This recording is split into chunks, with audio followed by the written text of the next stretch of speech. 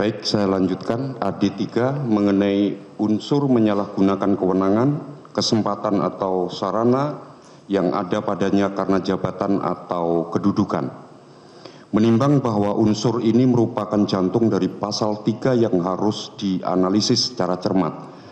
Majelis Hakim akan menguraikannya dalam 4 aspek. Pertama, kewenangan, kesempatan dan sarana yang dimiliki terdakwa karena jabatan menteri. Kedua, bagaimana terdakwa menyalahgunakan ketiga aspek tersebut. Ketiga, bagaimana penyalahgunaan tersebut diarahkan untuk menguntungkan Google. Dan keempat, bagaimana pula penyalahgunaan ini dapat ditelusuri dari rangkaian fakta yang terungkap di persidangan. Menimbang bahwa berdasarkan keputusan Presiden Republik Indonesia nomor 113/P tahun 2019 tanggal 23 Oktober 2019 terdakwa diangkat dan dilantik sebagai Menteri Pendidikan dan Kebudayaan periode 2019-2024 yang kemudian menjadi Menteri Pendidikan, Kebudayaan, Riset dan Teknologi.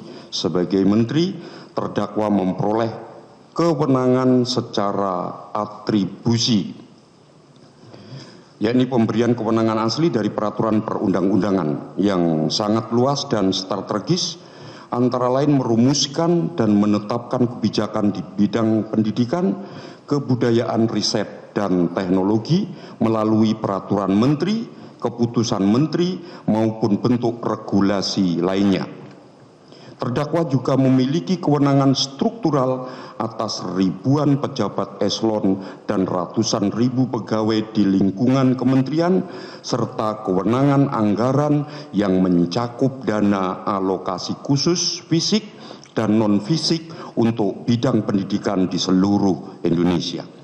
Menimbang bahwa selain kewenangan atribusi, terdakwa selaku menteri juga memiliki kesempatan dan sarana yang sangat luas yang melekat pada jabatannya, antara lain akses langsung kepada presiden, hubungan dengan menteri-menteri lain, akses kepada pemangku kepentingan strategis baik di dalam maupun di luar negeri, kapasitas mengangkat dan memberhentikan staf khusus menteri serta staf ahli menteri, dan kapasitas membentuk tim-tim teknis yang akan menyusun kajian-kajian pendukung kebijakan.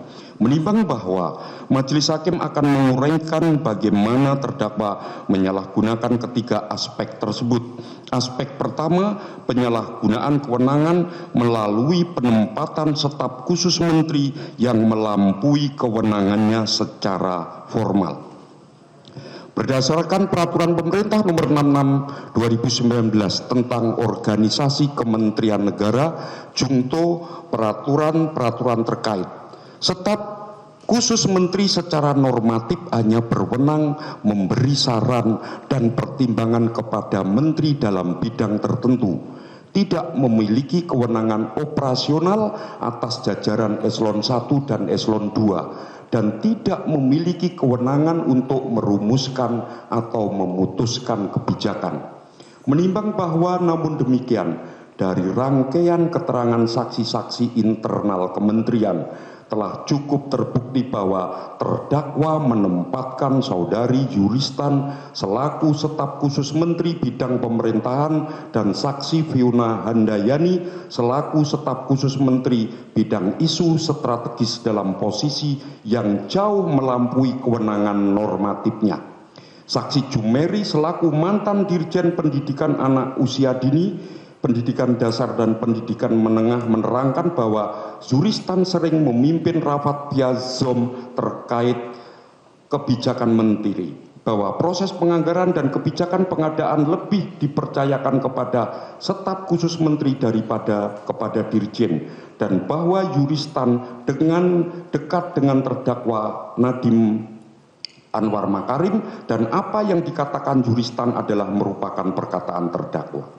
Menimbang bahwa saksi Sutanto selaku mantan direktur sekolah menengah pertama menerangkan adanya pula yang sama, bahwa kewenangan substansial dalam perumusan kebijakan pengadaan teknologi informasi dan komunikasi berada pada staf khusus menteri dan tim teknologi yang dibawa oleh saksi atau terpidana Ibrahim Arif, saksi Kamim, saksi Popi Dewi, saksi Purwadi Sutanto, dan saksi-saksi internal kementerian lainnya yang memberikan kesaksian yang saling bersesuaian dengan dominasi staf khusus menteri dalam proses pengambilan keputusan. Menimbang bahwa penempatan staf khusus menteri dalam posisi yang melampaui kewenangan ini bukan terjadi secara kebetulan, melainkan dirancang secara sistematis sejak sebelum terdakwa dilantik sebagai menteri. Terdakwa sendiri di persidangan mengakui bahwa grup WhatsApp Mas Menteri Tim yang dibentuk pada tanggal 28 Agustus 2019 sebelum dilantik menjadi menteri pada tanggal 23 Oktober 2019 sudah berisi orang-orang yang akan ditempatkan dalam jajaran staf khusus menteri, termasuk saudara Yuristan dan saksi Feona Handayani.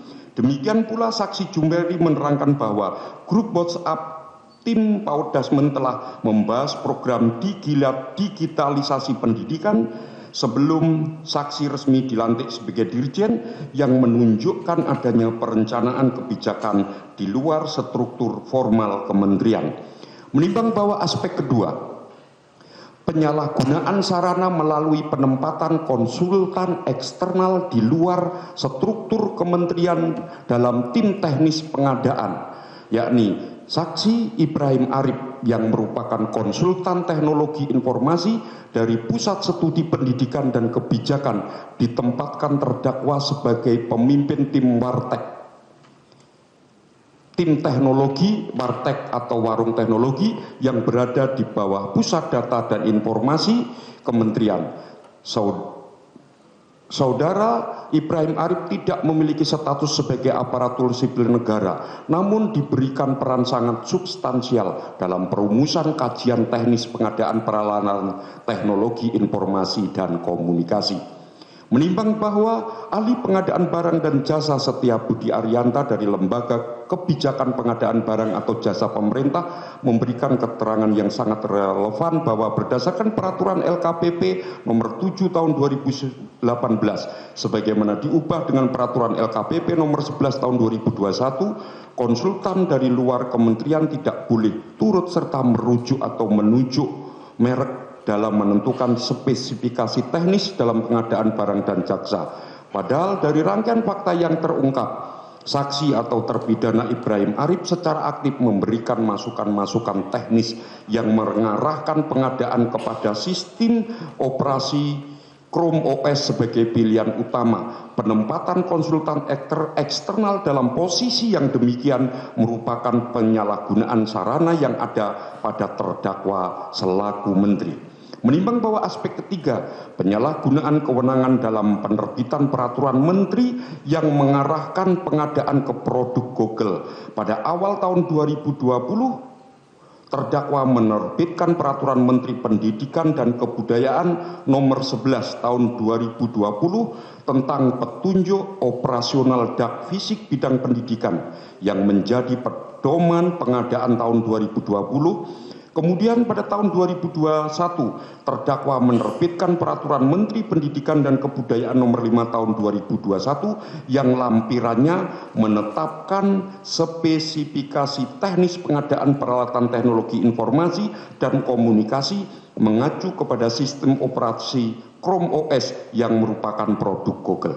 Menimbang bahwa penetapan spesifikasi teknis Chrome OS dalam lampiran peraturan Menteri nomor 5 tahun 2021 tersebut tidak didasarkan pada kajian teknis yang independen dan berimbang. Dari keterangan saksi Sutanto telah diketahui bahwa pada rapat 8 Desember 2020 yang membahas rancangan Permendikbud tentang petunjuk teknis dak fisik tahun 2021, perwakilan dari Biro Hukum Saudara Ari telah memberikan saran agar dalam ketentuan spesifikasi teknis tidak menetapkan pada sistem operasi tertentu, melainkan menetapkan spesifikasi teknis sistem operasional yang setara atau minimal. Saran ini disetujui oleh saksi Sutanto dan disampaikan ke saksi Jumeri selaku Dirjen melalui nota dinas nomor 13409 C1 BP 2020 tanggal 10 Desember 2020. Namun saran ini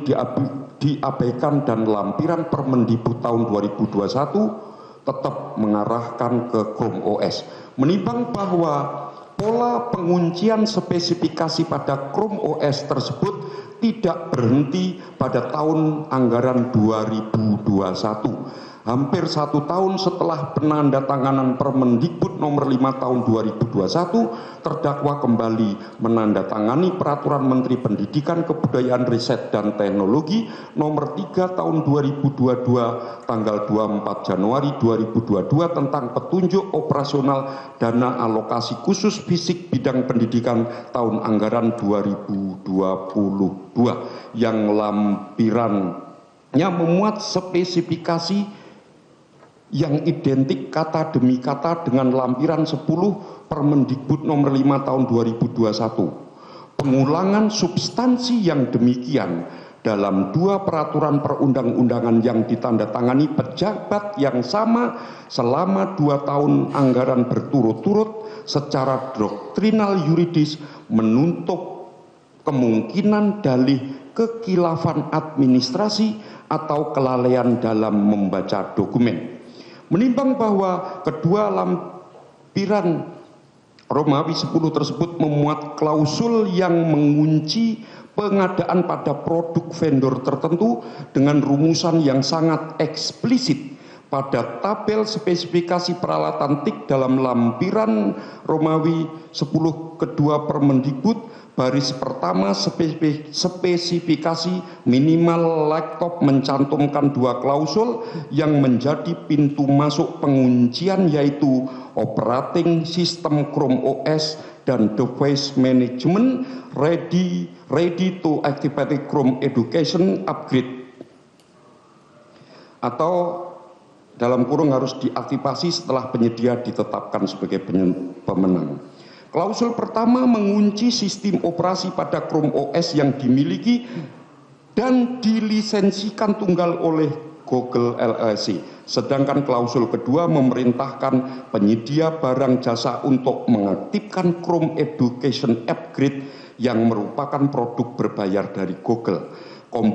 Kombinasi kedua klausul tersebut menciptakan penguncian ganda, penguncian sistem operasi dan penguncian lisensi berbayar yang secara hukum administratif mengikat seluruh pemerintah daerah pelaksana dak fisik bidang pendidikan. Menimbang bahwa penguncian pada produk Google dalam lampiran Romawi 10 kedua Permendikbud tersebut tidak hanya terbatas pada klausul spesifikasi teknis dalam tabel pengadaan, melainkan juga ditegaskan dalam bagian persyaratan umur lampiran 10 Permendikbud 5 tahun 2021 yang merumuskan tata cara mendapatkan akun aktivasi Chrome Device Management dapat dilihat pada http://pusdatin.kemendikbud.go.id dan http Kemdikbud.go.id. Klausul ini bukan sekedar penetapan spesifikasi minimum, melainkan instruksi operasional aktif kepada pemerintah daerah pelaksana dak fisik untuk mengaktifkan layanan Chrome Device Management yang merupakan produk berbayar dari Google melalui website resmi Kementerian Pendidikan dan Kebudayaan. Penempatan instruksi aktivasi layanan korporasi asing pada website resmi kementerian yang dimuat dalam lampiran peraturan menteri yang ditandatangani terdakwa sendiri secara doktrinal yuridis memperkuat bukti bahwa penguncian pada produk Google tersebut adalah kebijakan yang terstruktur secara institusional, bukan akibat pilihan teknis yang netral.